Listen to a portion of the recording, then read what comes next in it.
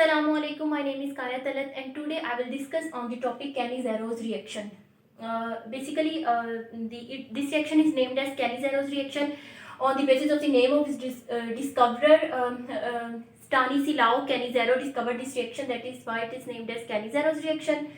And हम यहाँ पर कैनिज़ेरोस रिएक्शन तीन टाइप्स के क्यों कहने के तीन कैटेगरीज में डिस्कस करेंगे. Intermolecular Cannizzaro reaction, intramolecular Cannizzaro reaction and crossed Cannizzaro reaction. Basically intermolecular and crossed Cannizzaro reaction ये एक ही है, मतलब दो मोलिक्यूल्स में होना, दो डिफरेंट मोलिक्यूल सेम या डिफरेंट मोलिक्यूल्स में होना. और इंट्रा के एक ही मोलिक्यूल में होना कैनिज़ेरोस रिएक्शन का, ये इंट्रा है.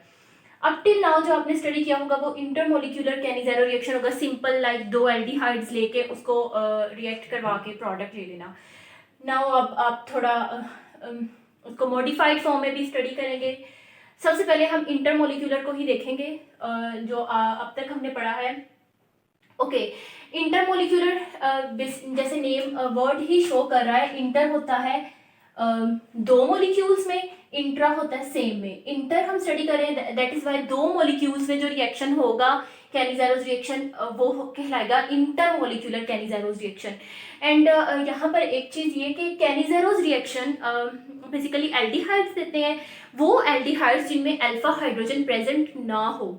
और हमें पता है ऐसे एल्डिहाइड्स कौन से होंगे जिनमें अल्फा हाइड्रोजन प्रेजेंट ना हो. और अल्फा हाइड्रोजन हमने स्टडी की हुई है कि ये हमारे पास एल्डिहाइड फंक्शनल ग्रुप है. ओके, ये इसके साथ जो कार्बन अटैच होगी ये कार्बन होगी अल्फा, और इस कार्बन के साथ जो हाइड्रोजन अटैच होंगी वो होंगी अल्फा हाइड्रोजन. मींस ये हमने बना लिया है एसिटैल्डिहाइड. मतलब एसिटैल्डिहाइड कैनिज़ेरोस रिएक्शन अंडरगो नहीं कर सकता क्योंकि इसमें अल्फा हाइड्रोजन प्रेजेंट है. ये रिएक्शन करेगा लेकिन उसे हम एल्डोल में कैटेगराइज कर देंगे, जो कि हम पहले पढ़ चुके हैं.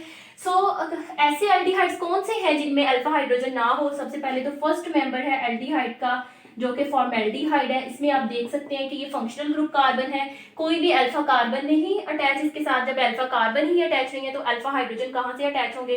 दैट्स वाई ये ऐसा एल्डिहाइड है जिसमें अल्फा हाइड्रोजन नहीं है, ये कैनिज़ेरोस रिएक्शन अंडरगो करेगा.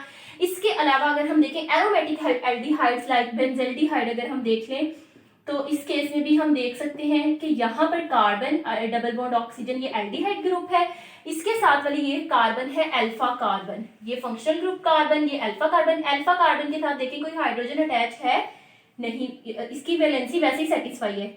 1 2 3 एंड 4 वैलेंसी सेटिस्फाई, इसके साथ कोई अल्फा हाइड्रोजन अटैच नहीं है, तो ये भी कैनिज़ेरोस रिएक्शन अंडरगो कर सकता है. इसके अलावा अगर हम यूं करें कि यहाँ पर ही अल्फा हाइड्रोजन हो लेकिन यहाँ पे कोई और मिथाइल ग्रुप्स लगे हों या कुछ और, कि इस कार्बन के साथ भी अल्फा हाइड्रोजन अटैच ना हो, तो ये मॉलिक्यूल भी कैनिज़ेरो रिएक्शन अंडरगो कर सकता है. ऐसे कई एल्डिहाइड्स हैं जिनमें अल्फा हाइड्रोजन नहीं होती और वो सारे के सारे कैनिज़ेरोस रिएक्शन अंडरगो करेंगे.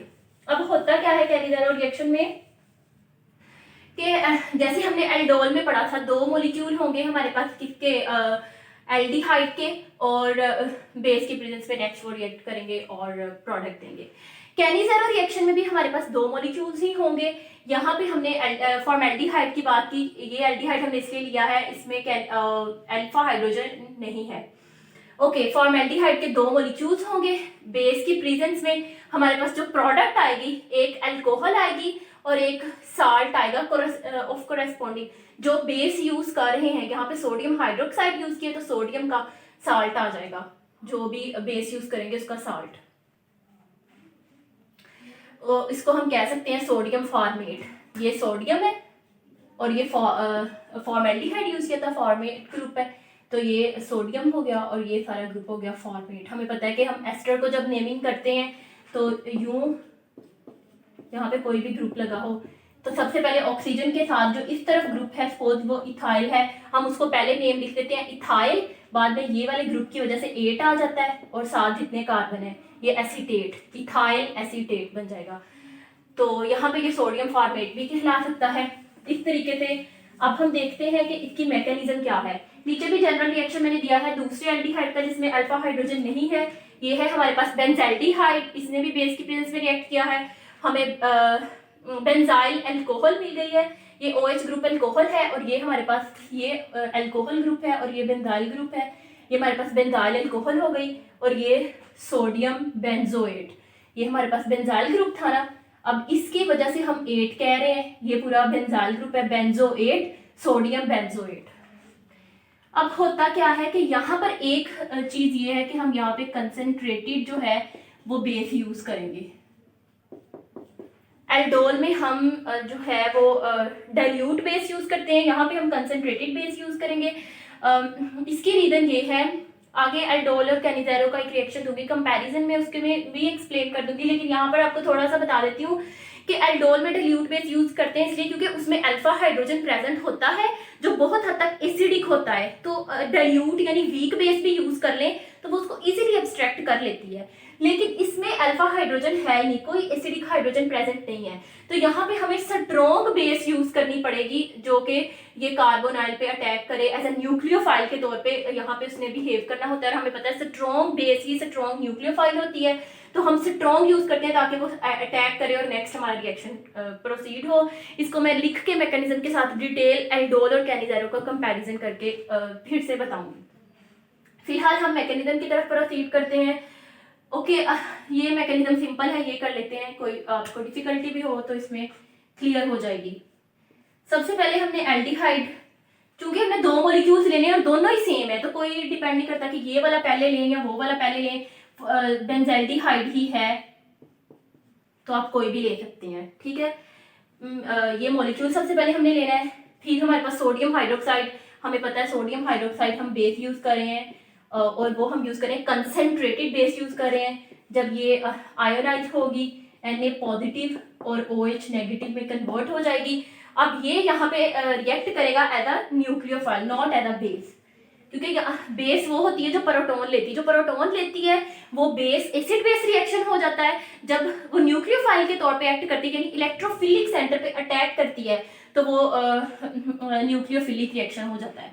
अब यहाँ पे जो हमारे पास ये बेस है और ये न्यूक्लियोफाइल है और यहाँ पे इलेक्ट्रोफिलिक सेंटर भी अवेलेबल है। ये बेस के तौर पे एक्ट इसलिए नहीं करी, यहाँ पे कोई हाइड्रोजन ही नहीं है जिसको ये एब्स्ट्रैक्ट करे, और ये हाइड्रोजन वो एब्स्ट्रैक्ट ही नहीं कर सकती। और यहाँ पर जो है ये वाली फिर न्यूक्लियोफाइल के तौर पे एक्ट करती है और इस इलेक्ट्रोफिलिक सेंटर पे अटैक करती है, एज अ रिजल्ट ये पाई बॉन्ड ब्रेक हो जाता है। और नेक्स्ट जो हमारे पास प्रोडक्ट आती है वो हमारे पास आ जाता है बेंजीन रिंग, कार्बन। अब ये कार्बन का बॉन्ड टूट गया, ऑक्सीजन के ऊपर आया नेगेटिव चार्ज, ये डेंसिटी ऊपर शिफ्ट हो गई, यहाँ पे हाइड्रोजन एज सच है और ये न्यूक्लियोफाइल भी साथ जाके अटैच हो गया। ओके, अब हमारे पास यूं होता है कि जो दूसरा मॉलिक्यूल है, हमने 2 मॉलिक्यूल लेने थे ना, जो दूसरा मॉलिक्यूल है अब ये प्रोडक्ट उस दूसरे मॉलिक्यूल के साथ रिएक्ट करती है। कैसे? ये नीचे जाता है, सपोज मैं यहाँ पे दूसरा मॉलिक्यूल लिख रही हूँ,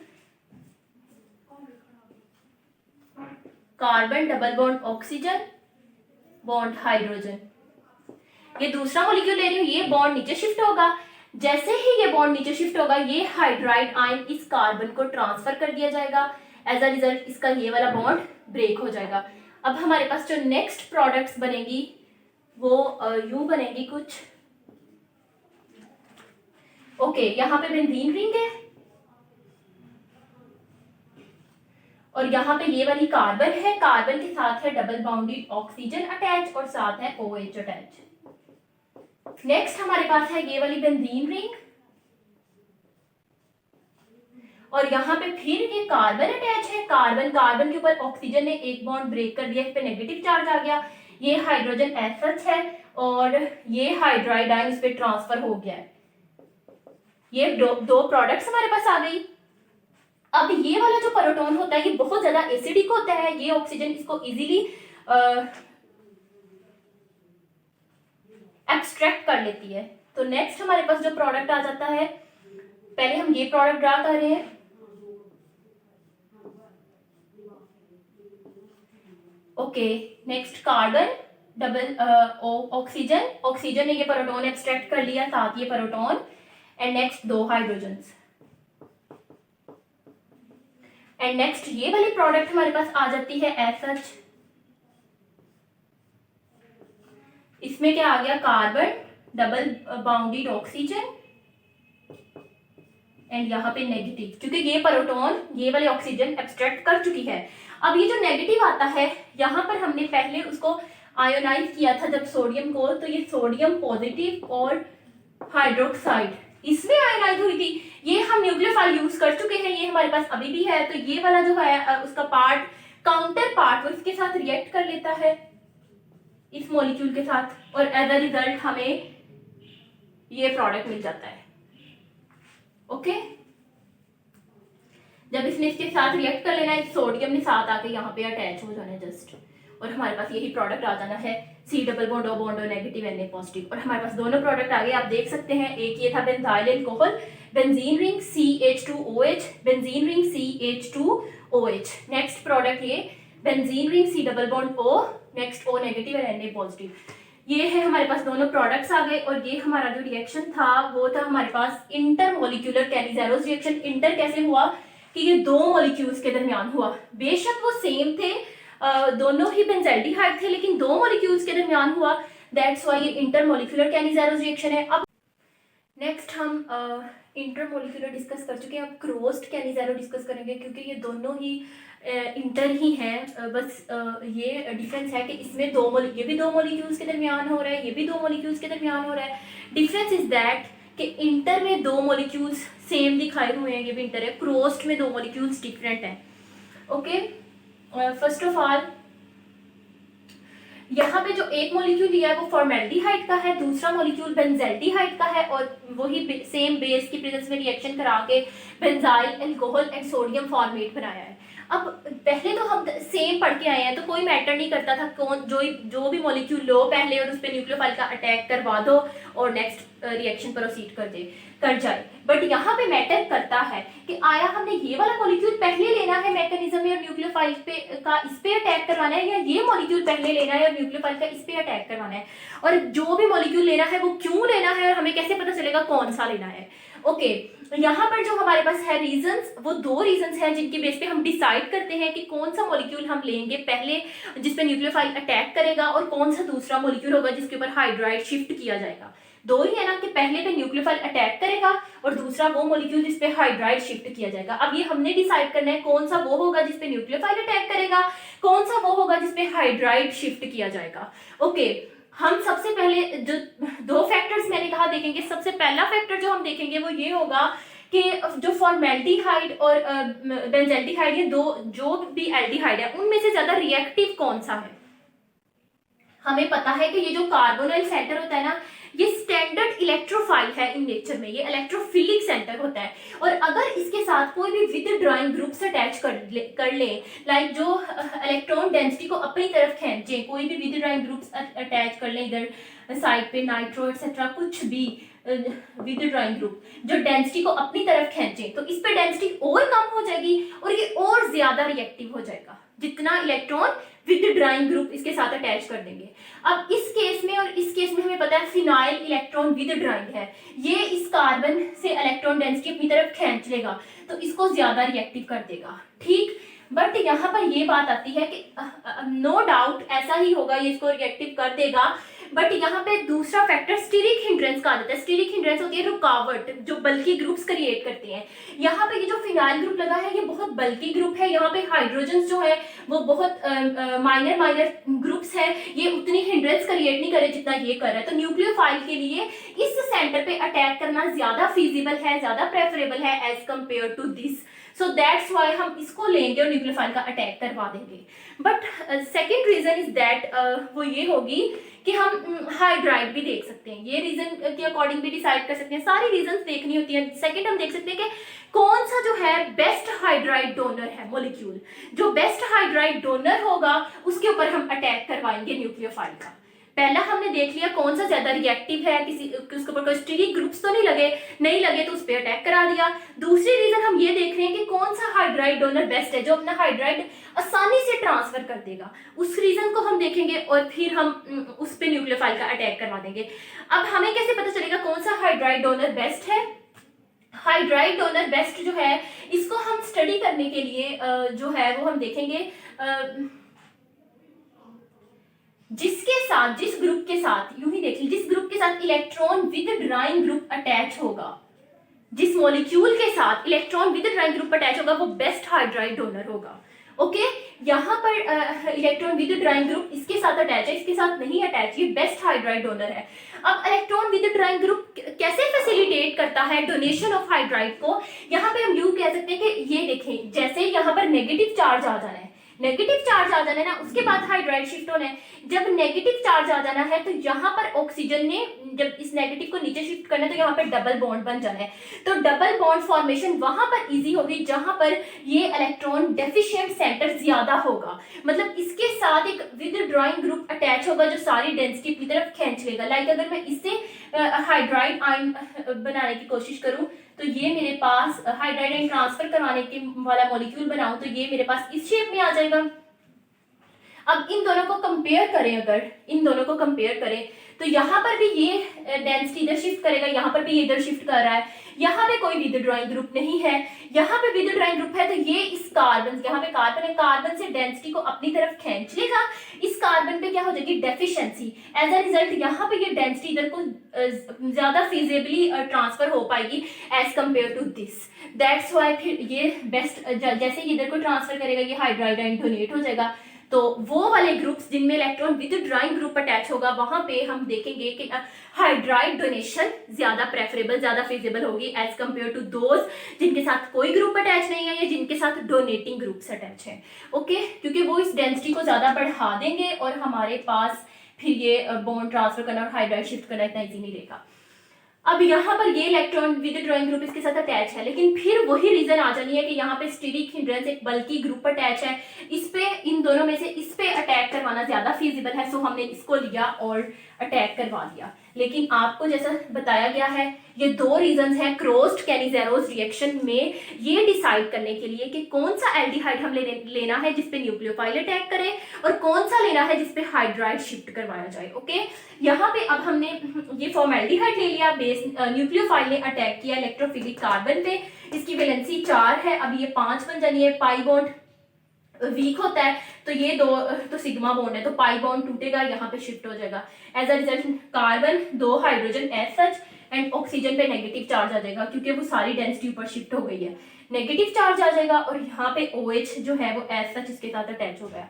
अब जैसे ही ये नेगेटिव चार्ज नीचे को मूव करेगा ये हाइड्राइड जो है वो दूसरे एल्डिहाइड मॉलिक्यूल पे शिफ्ट हो जाएगा जो कि हमारे पास ये था, उस पे शिफ्ट कराया, फिर डेंसिटी ऊपर को ट्रांसफर हो गई एंड नेक्स्ट हमारे पास क्या हुआ, प्रोडक्ट जो बनी वो यहाँ पे कार्बन डबल बॉन्ड ऑक्सीजन और एक हाइड्रोजन और एक OH ले जाएगा, कार्बन डबल बॉन्ड ऑक्सीजन, ये वाला हाइड्रोजन और एक OH, और यहाँ पर ये वाला ग्रुप आएगा और यहाँ पे चूंकि ये बॉन्ड ऊपर शिफ्ट हो गया ऑक्सीजन पे, यहाँ पे नेगेटिव आएगा, एक हाइड्रोजन ये और एक ये वाला जो हाइड्रोजन इसके ऊपर ट्रांसफर हुआ है एक ये। अब मैंने पहले केस में भी बताया था कि ये बहुत एसिडिक प्रोटॉन है तो ये ऑक्सीजन उसको इजीली एब्स्ट्रैक्ट कर लेगी, एज अ रिजल्ट हमारे पास ये यहाँ पे ऑक्सीजन के साथ हाइड्रोजन आ जाएगा, ये हाइड्रोजन कहाँ से आया, ये इसने इधर से एब्स्ट्रैक्ट किया है। नेक्स्ट हमारे पास क्या आ जाएगा, वो वाला मॉलिक्यूल जिससे एब्स्ट्रैक्ट कर लिया है, C double bond oxygen hydrogen और यहाँ पे ऑक्सीजन पे नेगेटिव चार्ज एज सच आ जाएगा। अब जो हमारे पास सोडियम हाइड्रोक्साइड बेस थी उसका हाइड्रोक्साइड पार्ट हमने यूज किया है, सोडियम है हमारे पास, वो एज सच रिएक्ट करके तो सोडियम फॉर्मेट दे देगा, sodium salt of formic acid और सोडियम फॉर्मेट दे देगा और ये हमारे पास क्या आ गई, बेंजाइल अल्कोहल, ये benzyl alcohol. So this is all about the crossed Cannizzaro reaction और इसमें जो डिफरेंट पार्ट्स हैं वो भी मैंने डिटेल से डिस्कस कर दिए, hope so you understand it well. Next हम प्रोसीड करेंगे इंट्रामोलिकुलर कैनिज़ेरोस रिएक्शन पर। Thank you. Okay, now we will study the last type, intramolecular Cannizzaro reaction. Intra word means एक ही हमें पता है कि कैनिज़ेरोस रिएक्शन कैसे होता है कि दो एल्डिहाइड्स के मॉलिक्यूल हों, उन्हें न्यूक्लियोफाइल कंसंट्रेटेड बेस यूज करके मतलब न्यूक्लियोफाइल के साथ ट्रीट किया जाए, अल्कोहल और कोरेस्पॉन्डिंग साल्ट आ जाएगा। दो एल्डिहाइड के मॉलिक्यूल्स चाहिए तो इंटर में हम पढ़ते थे दो मॉलिक्यूल्स डिफरेंट होते थे और क्रॉस में हमने पढ़ा कि इंटर में हमने पढ़ा कि एल्डिहाइड मॉलिक्यूल दो मॉलिक्यूल्स पे होता था, आया वो दोनों सेम हो या फिर एक कोई और एल्डिहाइड हो, मतलब सपोज दोनों फॉर्मेल्डिहाइड हो या ये सिंपल इंटर मॉलिक्यूलर आ जाएगा और क्रॉस्ड आ जाएगा जब एक फॉर्मेल्डिहाइड है एक बेंज़ेल्डिहाइड है। अब इंट्रा के एक ही मॉलिक्यूल पे दोनों एल्डिहाइड हो जाए लाइक ग्लाइऑक्सल, अब ये एक ही मॉलिक्यूल है और इस पे एल्डिहाइड ग्रुप 2 प्रेजेंट है। तो ये जो होगा ये इंट्रामोलिकुलर कैनिज़ेरोस रिएक्शन हम इसको बोलेंगे। एंड ये भी सेम मैकेनिज्म है, कंसेंट्रेटेड बेस यूज करेंगे और हमारे पास ये प्रोडक्ट आ जाएगी। कैनिज़ेरो में क्या प्रोडक्ट आती है, एक एल्कोहल, ये अल्कोहल फंक्शनल ग्रुप हो गया, और एक ये कोरेस्पोंडिंग साल्ट जो हो गया जो हमने बेस यूज की है उसका, ये हमारे पास प्रोडक्ट आ जाएगी। अब अगर हम इसकी मैकेनिज्म स्टडी करें, चूंकि ये सिमेट्रिकल मॉलिक्यूल है, इस सेंटर पे भी न्यूक्लियोफाइल अटैक कर सकता है, इस सेंटर पे भी, तो न्यूक्लियोफाइल ने इस सेंटर पे अटैक किया, एज अ रिजल्ट ये पाई बॉन्ड ब्रेक हो गया। नेक्स्ट हमने देखा कि यहाँ पे ये तो ऐसा ग्रुप रहा, इसको भी कोई चेंजिंग नहीं आएगी। इस कार्बन के साथ एक OH अटैच हो गया, ये हाइड्रोजन पहले ही अटैच था, और ये ऑक्सीजन नेगेटिव आया क्योंकि ये बॉन्ड इधर शिफ्ट हो गया है। नेक्स्ट हमारे पास है यहाँ पे अगर हम देखें तो जैसे ही ये बॉन्ड नीचे शिफ्ट हुआ है तो ये हाइड्राइड जो है इस कार्बन पे शिफ्ट हुआ है, एज अ रिजल्ट इसका बॉन्ड टूट के ऊपर शिफ्ट हो गया है, नेगेटिव चार्ज। फिर नेक्स्ट हमारे पास ये कार्बन ऑक्सीजन पे नेगेटिव, ये हाइड्रोजन, ये जो इसने हाइड्रोजन इधर ट्रांसफर किया है, ये इस कार्बन के ऊपर डबल बॉन्ड ऑक्सीजन आ जाएगी क्योंकि ये नीचे ट्रांसफर हो गया, यहाँ पे OH। क्लियर है? बिल्कुल सिंपल है, पहले की तरह है, कंफ्यूज बस देखने में ही लग रहा है। नेक्स्ट है हमारे पास जो नेगेटिव ये वाला है, उसे हमें पता है कि प्रोटॉन एसिडिक है, तो इसने ये प्रोटॉन एब्स्ट्रैक्ट कर लिया, एज अ रिजल्ट ये बॉन्ड ऑक्सीजन पे शिफ्ट हो गया। अब इस पे OH आ गया क्योंकि इस ऑक्सीजन ने प्रोटॉन ले लिया है, और इस पे नेगेटिव आ गया क्योंकि इस ऑक्सीजन से लिया है। नेक्स्ट फिर जो सोडियम है वो इसके साथ रिएक्ट करके सोडियम साल्ट बना दी, और ये हमारे पास बन गई फाइनल प्रोडक्ट। ये मैंने जल्दी जल्दी में बताया है सिर्फ इसलिए क्योंकि ये पहले एक्सप्लेन कर दिया है, सो बार बार वही चीज़ बिल्कुल वैसा ही है, सिंपल जैसा हम पहले पढ़े, दो मैकेनिज्म स्टडी कर चुके हैं। Hope so you understand well about the topic Cannizzaro reaction. Now I will discuss it some more example with you. Here are the few examples related to the Cannizzaro reaction. Either maybe intramolecular Cannizzaro, intermolecular Cannizzaro and crossed Cannizzaro. So हमें पता है यहाँ पे ये दो same है, तो ये कौन सा हुआ, इंट्रामोलिकुलर Cannizzaro रिएक्शन। और हमें पता है क्या बनेगा, एक मॉलिक्यूल है हम उस पर अटैक कराएंगे, बाद में उसका हाइड्राइड दूसरे पे शिफ्ट करवाएंगे, तो इस जगह पे आ जाएगा पहले अल्कोहल, फिर सोडियम साल्ट जो भी मॉलिक्यूल है उसका, सोडियम नहीं पोटाशियम आएगा क्योंकि यहाँ पे पोटाशियम बेस यूज की गई है, ये डिपेंड करता है ना कौन सी बेस यूज की है।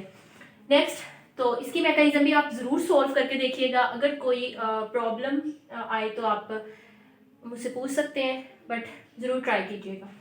नेक्स्ट हमारे पास ये मॉलिक्यूल है, इसमें भी हमने बेस यूज की है, तो इस मॉलिक्यूल पे तो रिएक्शन नहीं होगा, इस ग्रुप पे तो यही एल्डिहाइड ग्रुप है, पहले यहाँ पे अल्कोहल बनेगी, इसके भी दो मॉलिक्यूल्स हैं, और ये भी हमारे पास क्या है, इंटर मॉलिक्यूलर, दो मॉलिक्यूल ले रहे हैं ना सेपरेट सेपरेट, तो यहाँ पे पहले CH2OH आ जाएगा और दूसरे मॉलिक्यूल में हमारे पास सोडियम साल्ट बन जाएगा, कोरेस्पोंडिंग जो है ग्रुप उसका कोरेस्पोंडिंग जो लगा हुआ ग्रुप यानी सोडियम का ही साल्ट बन जाएगा। थर्ड वन पे जो हमारे पास है वो ये हमारे पास इंट्रा की एग्जांपल होगी, इंट्रा मॉलिक्यूलर कैनिज़ेरोस रिएक्शन, बिकॉज दोनों ग्रुप्स जो हैं वो एक ही मॉलिक्यूल पे लगे हुए हैं, और नेक्स्ट हमारे पास इसके साथ भी बेस ट्रीट करेगी, और हमारे पास क्या होगा, ये अब डिपेंड करता है, मैंने यहाँ पे अल्कोहल बना दिया, यहाँ पे साल्ट बना दिया है, ये चूंकि ये सिमेट्रिकल है तो पहले न्यूक्लियोफाइल इस पे भी अटैक कर सकता है, तो इस पे अटैक कर दिया है तो ये बन गया है, और अगर इस पे अटैक करेगा तो ये उल्ट हो जाएगा, अल्कोहल इधर आ जाएगी और ये इधर आ जाएगी, ये मैटर नहीं करता क्योंकि मॉलिक्यूल सिमेट्रिकल है, तो यहाँ पे एक ग्रुप में अल्कोहल बन जाएगी और एक में सोडियम साल्ट बन जाएगा। So this is some examples related to the Cannizzaro reaction. So take the screenshot and try to solve these examples with mechanism and hope so आपको सारा कैनिज़ेरोस रिएक्शन completely बहुत अच्छे तरीके से समझ आ गया हो, इसकी टाइप्स भी, and if you have any question, any queries, you can ask in the comment section. Thank you so much.